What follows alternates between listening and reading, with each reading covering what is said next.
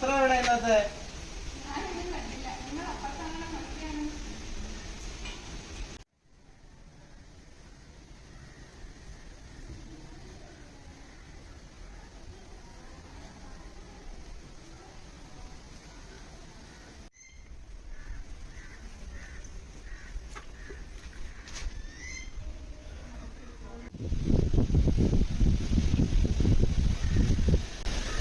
എടി നീ അറിഞ്ഞോ നമ്മുടെ നാട്ടിൽ എന്തോ വികസനങ്ങളൊക്കെ വരാൻ പോവാന്ന്? ആ അറിഞ്ഞായിരുന്നു. സംഘത്തിൽ പോയപ്പോ രാജി പറഞ്ഞു. ഏതോ വലിയ മന്ത്രിമാരും സിനിമാ നടന്മാരും ഒക്കെ വരുന്നുണ്ട് അത്ര ഉദ്ഘാടനത്തിന്. ചേട്ടാ ഉദ്ഘാടനത്തിന് നമുക്കും പോണം. അതെ, ഉദ്ഘാടനത്തിന് പോവാൻ എനിക്ക് പുതിയ സാരി വാങ്ങി തരണം. റബ്ബറിന് വളവിട്ടിട്ട് കുറെ കാലമായി. മാർത്താണ്ഡ മുതലാളിയുടെ പലിശ പണം മുടങ്ങി കിടക്കുക.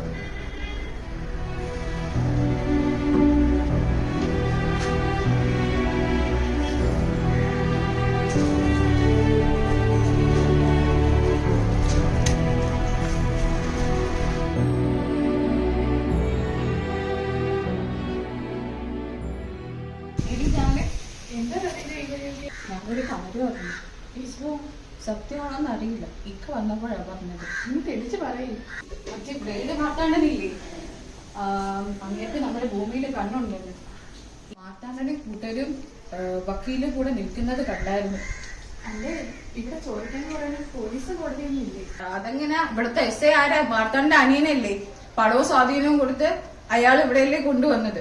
എന്തെങ്കിലും വഴിയുണ്ടോടി? എനിക്കാകെ പേടിയാവുന്നു. എനിക്ക് എന്ത് ചെയ്യണമെന്ന് അറിയില്ലടി. അത് നശിച്ചു കുന്തമാകുന്നില്ല.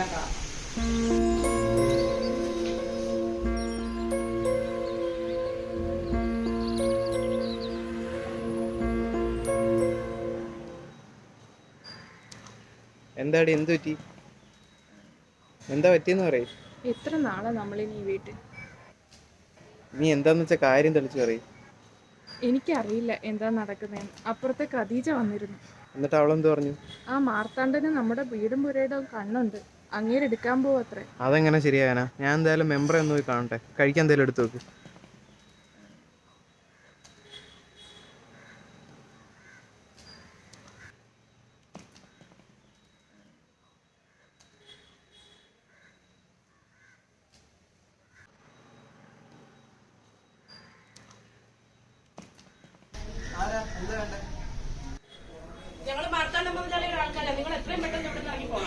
നിങ്ങളെന്ത് വർത്താനം ഈ പറയുന്നത്? എന്റെ വീട്ടിൽ നിന്ന് ഇറങ്ങി പോകുമ്പോ പറയാ ആളാരാ? നിങ്ങളുടെ വീടാണെന്ന് പറയാൻ നിങ്ങളുടെ കയ്യിൽ എന്തെങ്കിലും തെളിവുണ്ടോടോ? മര്യാദയ്ക്ക് ഇവിടെ നിന്ന് ഇറങ്ങിക്കോണം, അല്ലെങ്കിൽ കൂടും കുടുക്കെ എല്ലാം എടുത്ത് പുറത്ത് കളയും. ഇത് പറയാനാ ഞങ്ങൾ വന്നത്. എന്റെ വീട്ടിൽ കയറി അനാവശ്യം പറയുന്നു. ഇറങ്ങിപ്പോയ രണ്ടു. കേട്ടല്ലേ?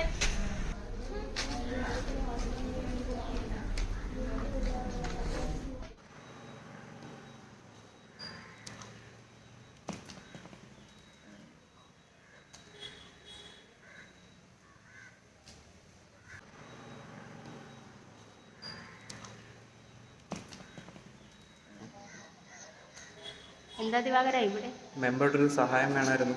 എന്ത് സഹായമാണ്? അല്ല, മാർത്താണ്ഡ മുതലാളി വീട് ഒഴിപ്പിക്കാൻ പറഞ്ഞിരിക്കുക. അപ്പോൾ ഞാനും അവളും വലിയ വിഷമത്തിലാണ്. അങ്ങനെ അറിഞ്ഞായിരുന്നു താൻ പുള്ളിക്കാരനെ വസ്തു എടുത്തിട്ട് വീട് വിട്ട് വെച്ചത്. മെമ്പർ വിചാരിക്കുന്നവരല്ല കാര്യങ്ങൾ. ഞാനൊന്നും വിചാരിച്ചിട്ടല്ല ദിവാകര, തൻ്റെ കാര്യം പഞ്ചായത്ത് ഓഫീസിൽ പറയുന്നത് കേട്ടു.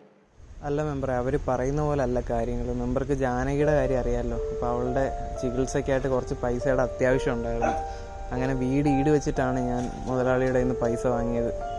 ഇത്രയും നാൾ ഞാൻ കൃത്യമായിട്ട് അടച്ചുകൊണ്ടിരുന്നതാണ് മെമ്പറെ. പക്ഷെ കഴിഞ്ഞ 2-3 മാസമായിട്ട് അടവ് മുടങ്ങിക്കിടക്കുകയാണ്. ഇതാണ് സത്യാവസ്ഥ. മെമ്പർക്ക് എൻ്റെ അവസ്ഥ അറിയാമല്ലോ. മെമ്പർ എങ്ങനെയെങ്കിലും മാർത്താണ്ഡ മുതലാളിയെടുത്ത് നിന്ന് പറഞ്ഞ് മനസ്സിലാക്കണം. വേറെ വഴിയില്ല എന്നിട്ട്.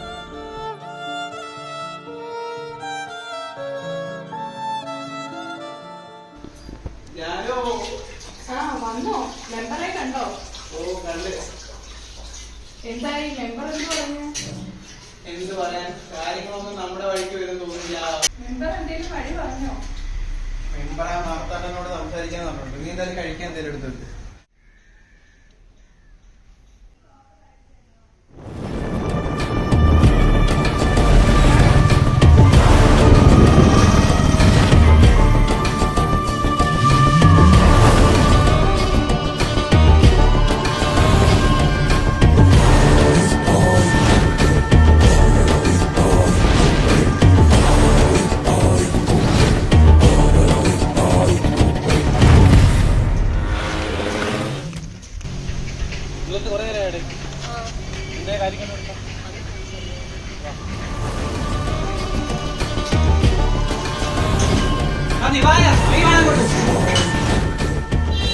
മുതലാളി കേറിയിരിക്കുക. തനിക്ക് ഞാൻ പറഞ്ഞ മനസ്സിലാകുന്നുണ്ടോ? മുതലാളിക്ക് എന്റെ അവസ്ഥ അറിയാലോ, ഞാൻ എങ്ങോട്ട് പോകാനാണ്, എനിക്ക് ഒരു സാവകാശം കൂടെ തരണം. നിന്നെയോ അവളെ ഒത്തിട്ട് എനിക്കില്ല. മര്യാദയ്ക്ക് സഹകരിച്ചാൽ തനിക്കുള്ള.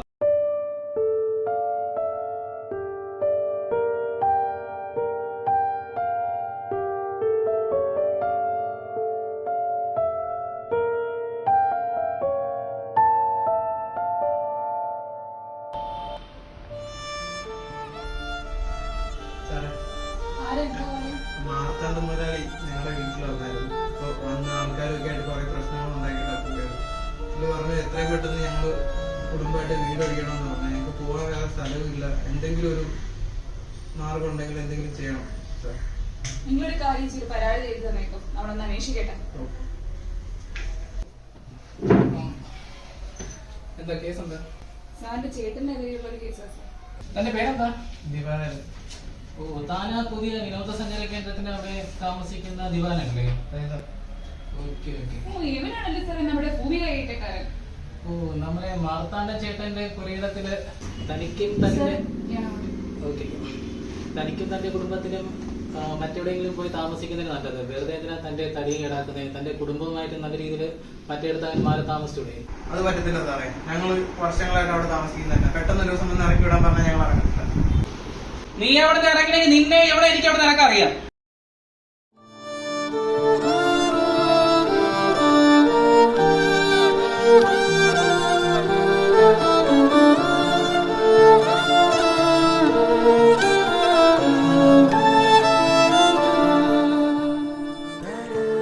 മനുഷ്യന് യാതൊരു വിലയും നൽകാത്ത അന്ധകാരത്തിന്റെ ലോകത്ത് ഇതുപോലെ ധാരാളം ദിവാകരന്മാരും ജാനകിമാരും ഉണ്ടായിക്കൊണ്ടിരിക്കും.